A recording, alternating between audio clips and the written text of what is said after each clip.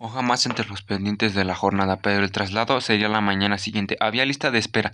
Siempre hay lista de espera cuando uno se está muriendo, porque en este país cuando el cuerpo se rompe también se rompe la esperanza. La urgencia no tiene valor si no está acompañada de recursos. Mi madre se quedó inmóvil, como si alguien le hubiese arrancado el alma y la hubiese dejado de pie por inercia, invadida por la angustia, pero también por la impotencia, el saber que no teníamos dinero para un hospital privado. La desgarraba. Lo sabía, lo habíamos hablado muchas veces. Si un día pasa algo fuerte, no sé qué haríamos. Ese día había llegado, y ahí estaba ella, atrapada entre dos muros invisibles que se cerraban con cada segundo que pasaba. Un hecho de tiempo, otro de pobreza. Cualquiera de los dos podían aplastarme. Fue entonces cuando apareció una chispa en la oscuridad. El chofer de la ambulancia, un hombre conocido por la familia, se acercó con una expresión de mezclaba compasión y urgencia. Le dijo a mi madre que no se esperara, que no podía darse ese lujo. Él me veía casi inerte, gris, descompuesto. Lo más responsable era que me hicieran ahí mismo el estudio que normalmente me harían en la capital, que no podían arriesgarse a perderme durante la espera. Mi madre al borde del colapso tomó una decisión con el corazón. No pensó, no preguntó cuánto costaba, no dudó, dijo que si no la desesperación de una madre que ve a su hijo deshaciéndose entre sus brazos. Autorizó la resonancia, menos la urgente, pero yo viviría. Recuerdo vagamente el trayecto a la sala. No podía moverme, sentía la quemazón por dentro, como si me estuviera friendo desde las entrañas. Mi mente iba y venía como un foco que parpadeaba justo antes de apagarse. Escuchaba voces, órdenes, pasos acelerados, luego el sonido seco del aparato, como un zumbido metálico que parecía escanear mis últimos restos de vida. 18,000 pesos costó el estudio, 18,000 que no teníamos, 18,000 que ella pagó. No sé cómo, no sé si los pidió prestados, si empeñó algo, si simplemente los sacó donde no hay. El resultado fue brutal. El radiólogo fue claro. Tenía 9 costillas rotas, la cadera fracturada, el externo hecho trizas. Pero eso no era lo peor. Lo que me quemaba por dentro no tenía una razón aún más oscura. Al caer al golpear contra uno de los escalones, mi cuello había tronado como una rama seca. Las cervicales C4, C5, 6, C6 y C7 estaban quebradas. La médula espinal estaba comprometida. Mi cabeza, dijo el médico, que temblaba como si no tuviera sostén, como si pudiera de un hilo invisible. Ya no entendía nada, no tenía la fuerza ni para preguntar. Estaba sedado, perdido entre el dolor y la morfina. Pero sí escuchaba los susurros, las súplicas, el tono con el que le hablaban a mi madre, como si ya me estuvieran despidiendo, como si ya no me consideraran del mundo de los vivos. Yo solo quería que hicieran algo, que me internaran, que me movieran a donde fuera, pero que hicieran algo. No podía ni levantar la cabeza, solo podía esperar, y en esa espera entendí lo frágil que era todo, la vida, la salud, la dignidad. Todo puede deshacerse en un segundo, y ahí estaba yo, hecho pedazos, aferrándome con el alma a lo poco que quedaba. El radiólogo, visiblemente inquieto, le habló con la seriedad que ameritaba la situación. Le recomendó a mi madre que antes de moverme a la capital buscara una segunda opinión. Necesitaba el criterio de un neurocirujano experto, alguien que pudiera interpretar con precisión la gravedad de las lesiones y les diera herramientas para llegar preparados al hospital público, donde sabían que todo sería más lento, más burocrático, más inhumano. No podían llegar solo con fe. Necesitaban argumentos médicos, necesitaban urgencia clínica justificada. El radiólogo, a pesar de estar limitado por sus funciones, ofreció enviar personalmente el estudio y contactar a una colega de confianza. Mi madre solo sentía, no entendía nada de términos médicos, pero sí entendía que lo que decía el tono de voz del hombre frente a ella, que yo me estaba apagando. 20 minutos después, el teléfono sonó. El neurocirujano desde la capital fue directo. Señora, con todo respeto, si espera hasta mañana quizás no llegue con vida, y si lo hace es altamente probable que quede parapléjico. Tiene la médula completamente comprometida. Esto es crítico y el tiempo no está de su lado. Mi madre se quedó petrificada, enmudeció. El teléfono seguía apagado a su oído, pero ya no era consciente de las palabras. No era solo el diagnóstico, era una condena. El corazón se le desbordó, pero no había espacio para llorar. Era como si el mismísimo diablo le estuviera hablando, no con fuego ni con gritos, sino con un susurro helado que se le metía en el pecho y le arrancaba el aire. Sintió como la sala se atrechaba, como el suelo parecía desvanecerse bajo sus pies, pero no se cayó, no podía caerse, porque si ella caía, nadie más la levantaría por mí afuera del cuarto. La gente seguía caminando como si nada, como si no se acabara de dictar una sentencia de vida o muerte. En su cabeza todo se volvió ruido blanco. El miedo le hizo un nudo en la garganta, pero tragó saliva con rabia. Sabía que tenía que moverse, pensar, decidir, aunque por dentro todo doliría. Sabía que no había dinero para un hospital particular, pero también sabía que no podía esperar. No podía ver su hijo apagarse lentamente por culpa de un sistema que trataba las urgencias como si fueran trámites de oficina. No podía permitirse ser débil. Así que respiró hondo, se tragó el llanto, apretó el teléfono con fuerza y respondió con la voz más firme que pudo. ¿Qué necesito hacer para que lo atiendan hoy mismo? Mi madre, todavía temblando, con el rostro desencanjando, los ojos hinchados, hizo la pregunta que cualquier madre haría. Si lo operan, ¿va a quedar bien? La voz apenas le salió como un susurro quebrado que luchaba por no desmoronarse. El médico al otro lado del teléfono no prometió milagros, solo dijo que pusieran la fe en Dios y que él haría todo lo que estuviera en sus manos. Esa frase tan sencilla, tan amblija, fue lo único que se le quedó grabada. Ponga su fe en Dios.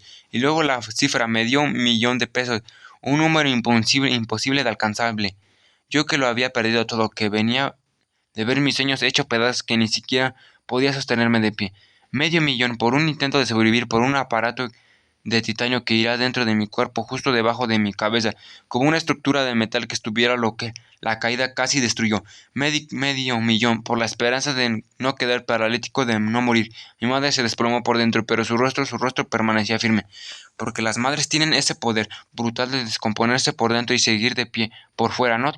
Una tía hermana suya le apretó la mano con fuerza y le dijo con una convicción: ¿qué solo tienen las personas que han sufrido y saben levantarse? Veremos cómo lo hacemos. Pedimos prestado, vendemos lo que haya que vender, pero la necesita salvarse. Fue en ese momento que tomó la decisión, sin tener los recursos, sin garantías, sin saber cómo lo iban a lograr. Firmaron, autorizaron y se lanzaron a la apuesta más grande de su vida. Porque no se trataba de una operación, era mi vida lo que estaba en el juego. El aparato tardó 6 horas en llegar, se sintieron como siglos, 6 horas de angustia, de rezos, de llamadas, de correr de un lado a otro con papeles, firmas, lágrimas y esa sensación que todo podía salirse de control en cualquier momento. Mientras tanto, yo, el delirio y la sedación, escuchando voces como ecos lejanos, sin saber que ahí, en otra sala, se debatía mi destino. A las 8 de la noche, en punto, 5 doctores entraron en la habitación. No sé si eran todos cirujanos, asistentes, anestesiólogos o ángeles vestidos de blanco. Solo recuerdo que había que entrar con precisión. Uno de ellos me tocó el hombro, me dijo algo que no entendí y comenzaron a preparar el camino hacia el quirófano. Ese pasillo eterno, esa cama rondando, las luces del techo pasaban una tras otra como flashes de una vida que no sabía si iba a continuar. Era el inicio de algo que cambiaría mi cuerpo y mi vida para siempre. Segundos antes de entrar a la cirugía, sentí algo que quizás suene egoísta, pero fue real. Sentí alivio extraño, pesado, que no tenía que ver con la esperanza, sino con la resignación, que estaba convencido de que ese sería mi último día. Y si era así, significaba que yo no tendría que seguir sintiendo todo lo que me había acompañado en mi vida: el dolor, la vergüenza, la culpa, el miedo, ese constante desarraigo de mí mismo. Pensé, por fin se acababa esta batalla sin sentido. No es que no que quisiera morir, es que me sentía tan cansado, tan vencido por dentro, que la muerte me se sentía más como un descanso que como un final. Pero también sentí decepción. Me dolía imaginar todo lo que pude haber sido, si tan solo hubiese tomado otras decisiones, si no me hubiera dejado arrastrar por el caos, si alguien me hubiera amado a tiempo, si yo mismo me hubiera amado. Fue una mezcla de emociones que me desgarró: alivio por lo que terminaba y duele por lo que jamás sería. Estaba seguro que me iba a morir, no tenía duda, lo sabía con la certeza de que ya había visto su destino desde adentro. Le pregunté al anestesiólogo, el único rostro que podía enfocar entre la confusión de médicos que me rodeaban: me voy a morir, ¿verdad? Él me miró con gesto clínico. que ya no sabe si mentir o consolar, y solo respondió: vamos a hacer todo lo posible, Armando. Vas muy bien. Pero yo no necesitaba un vas bien, yo necesitaba tener la última decisión, así que pedí algo. ¿Lo puedo pedir un favor? Claro, me dijo, ¿puedes grabar mi cirugía? Se me quedó viendo sorprendido. ¿Para qué? Si me muero, quiero que lo donen a la Universidad de Guadalajara, para que mi cuerpo sirva de algo, que la estudien los nuevos médicos, que aprendan algo, que al menos mi muerte no sea tan inútil como lo ha sido mi vida. No menos dijo que sí, solo insistió con la cabeza y me dijo, tú vas a salir bien, pon tu fe en Dios. Me recostaron en la camilla, sentía que estaba flotando, que todo lo que había sido mi vida se quedaba atrás en esa camilla, mis errores, mis dolores, mis sueños rotos. Había 5, 6, tal vez 8 médicos alrededor. Sus rostros eran borrosos, pero sus movimientos eran exactos, mecánicos, casi inhumanos. Anestesiólogo me leyó unas palabras, no recuerdo cuáles, y luego vino el tubo. Sentí cómo entraba por mi garganta como si me tragara una serpiente sin fin. 3 segundos después, el mundo desapareció. Entonces las voces: Armando, Armando, despierta. Golpecitos suaves en la cara. Parecía una niña. Me abofetaba con ternura, como si la vida quisiera probar si todavía quedaba algo de alma para volver. Las voces eran rugidas, ansiosas, necesitaban una respuesta. Yo no podía dárselas. Recuerdo haber comenzado a delirar. Tal vez era la anestesia, tal vez el miedo. Sentía mi cuerpo como una vela derritiéndose. Mi columna ardía en una sensación que no puedo describir, como si estuviera hecha de circuitos digitales de parpadeaban sin control. No había dolor aún, solo una desconexión total entre mi mente y mi cuerpo. No sabía que era una lesión medular. No entendía las palabras. Tetraplegia y cuadriplegia, y yo solo pensaba que tenía el cuello fracturado, un golpe fuerte, algo que sanaría con yeso y reposo.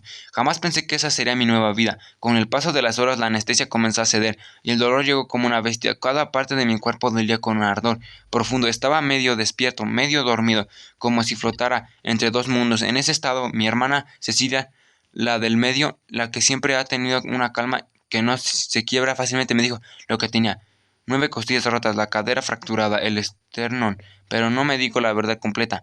No me dijo que la médula estaba lesionada. Me dijo que quizás no volviera a caminar. Yo solo le suplicaba médicamente sin entender nada. Pensaba que saldría pronto. En unos días estaría en casa, tal vez con collarín enyesados, con dolor pero entero. Yo no sabía lo que era ser un inválido. Nunca lo entendí hasta que ese día veí gente con muletas, prótesis y sillas de ruedas y pensaba, algo les pasó, pero jamás pensé en qué significaba eso. Jamás me puse en su piel. Seguía pidiendo medicamento, pero me decían que ya tenía demasiado.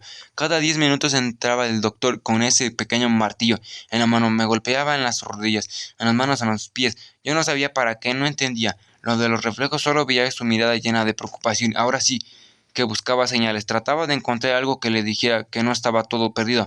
Mi madre le veía recorrer el cuarto como un animal atrapado. Lloraba, salía, volvía a entrar. Ya le habían dicho lo esencial y los diagnósticos, aunque a medias, y no quería decírmelo, o no podía, pero lo sabía, y como siempre lo percibía todo. Recuerdo que en una de esas visitas el doctor salió del cuarto y ella se fue detrás. Pensaba que no escucharía, pero lo escuché como su voz temblando lo exigía al doctor: a ver, pues, ¿me va a decir o no? ¿Va a caminar mi hijo o no? Él, con la voz quien no quiere romper a una madre, le dijo: señora, es que ni siquiera yo lo sé. Una cirugía como esta es muy complicada. Necesitamos que baje la anestesia.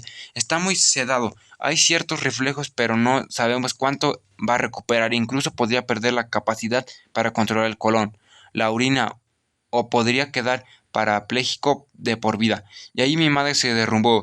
Pasaron días para que pudieran decirme la verdad, días enteros de verdades a medidas, de silencio, disfrazados de esperanza. Mi mirada que inventaba la mía. Nadie se atrevía a decirme que mi vida como la conocía había terminado.